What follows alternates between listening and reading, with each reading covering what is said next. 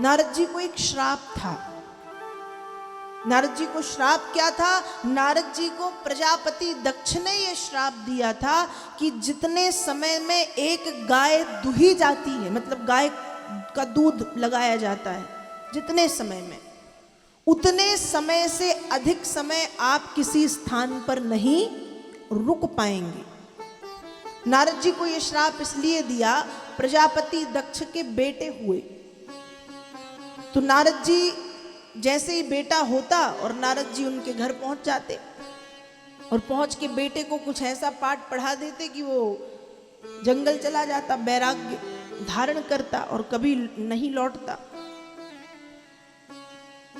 देखते देखते दक्ष प्रजापति को क्रोध आया और श्राप दे दिया कि जितने समय में एक गाय लगाई जाती है उतने समय से ज्यादा तुम कहीं रुक नहीं पाओगे। जब रुकोगे नहीं तो ये प्रवचन नहीं दोगे, और प्रवचन नहीं दोगे तो किसी के ऊपर ऐसा असर नहीं होगा कि वो जंगल चला जाए और वापस लौट के ना आए। तो नारद जी को ये श्राप था, लेकिन जब नारद जी उस स्थान पर पहुंचे तो सुमिरत हरि ही श्राप गति बाधी। उस स्थान पर पहुंचते ही नारद जी के श्राप की जो गति है वो बंध गई और सहज विमल मन लागी समाधि, और नारद जी तपस्या करने के लिए बैठ गए।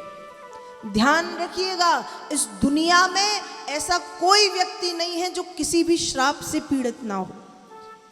श्राप मतलब ताप, कोई ना कोई ताप, कोई ना कोई श्राप, कोई ना कोई कष्ट हमारे जीवन में है। कोई तन से दुखी है, कोई मन से दुखी है, कोई धन से दुखी है, कोई संतान से दुखी है, कोई गृहस्थी से दुखी है, कोई पति पत्नी से दुखी है, कोई पड़ोस से दुखी है। सब दुखी है, सब किसी ना किसी को किसी प्रकार का श्राप लगा हुआ है। नारद जी को भी श्राप है, ऋषि है तो क्या हुआ, पर श्राप उनके जीवन में भी है।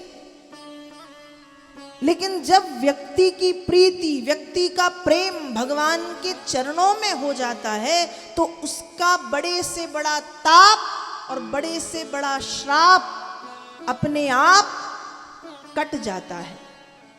तो जब नारद जी की प्रीति बढ़ी भगवान के चरणों में तो नारद जी का श्राप बंध गया, श्राप गति बाधी, नारद जी का श्राप कट गया।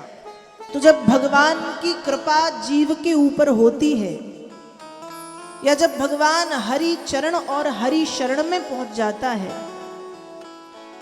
तो किसी प्रकार का कोई भी ग्रह, कोई भी नक्षत्र उसका कुछ नहीं बिगाड़ सकता।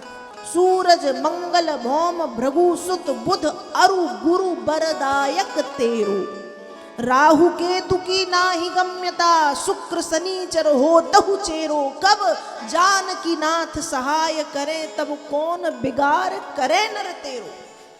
भगवत छत्र छाया में रहने के बाद भी यदि इन छोटे छोटे इतने इतने से ग्रहों से हम डरेंगे तो हमसे बड़ा पागल कौन है। भगवत छत्र छाया में, भगवान के चरण कमलों की छत्र छाया में रहने के बाद किसी ग्रह में, किसी नक्षत्र में, किसी शुक्र शनिचर राहु केतु में इतनी हिम्मत है कि हमारा बाल भी बांका कर सके? है? नहीं है ना? बिल्कुल नहीं।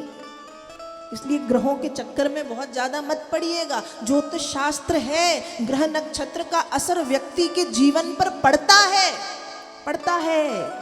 लेकिन जब व्यक्ति राम जी की शरण में पहुंच जाता है, जब व्यक्ति हनुमान जी की शरण में पहुंच जाता है, जब व्यक्ति इनके चरणों को पकड़ लेता है, तो फिर ये एक तरफ हो जाते हैं कि अब इसका हम क्या बिगाड़ें। जानकी नाथ सहाय करे तब कौन बिगाड़ करे नर तेरो। जब श्री राम जी की कृपा, जब भगवान की कृपा भक्त के ऊपर होती है तो दुनिया के लोग बाल बांका नहीं कर पाते। वो चाहते हैं बहुत कुछ बिगाड़ना, लेकिन बिगाड़ नहीं पाते। क्यों? क्योंकि जानकी नाथ की कृपा, राघव की कृपा, ठाकुर की कृपा, हनुमान जी की छत्र छाया उसके ऊपर होती, कोई कुछ नहीं बिगाड़ सकता। वो देखते रहते हैं दूर से, सोचते कि इसका बिगड़ेगा कब, इसका बुरा कब होगा, पर होता नहीं है। क्यों? जानकी नाथ सहाय करे जब कौन बिगाड़ करे नर तेरो, कोई कुछ नहीं बिगाड़ सकता। इसलिए ग्रह नक्षत्रों के चक्कर में बहुत ज्यादा पड़ने की जरूरत नहीं है। ये सब होते हैं, सबका असर पड़ता है, लेकिन असर कब पड़ता है? जब हम भगवान के चरणों में नहीं रहते, उनके छत्र छाया में नहीं रहते। और जैसे ही हमने उनके चरण पकड़े, फिर ये किनारे हो जाते कि अब तो वो उनकी शरण में है जिनकी शरण में हम स्वयं पड़े रहते हैं। तो गोस्वामी जी महाराज ये लिख रहे हैं, तो नारद जी की श्राप की गति भी बंध गई। नारद जी जैसे ऋषि का श्राप दक्ष प्रजापति ने श्राप दिया, वो श्राप भी बंध गया, कट गया, टल गया, समाप्त हो गया। सुमिरत हरि श्राप गति बाधी, सहज विमल मन लागी समाधि। श्राप समाप्त नारद जी का।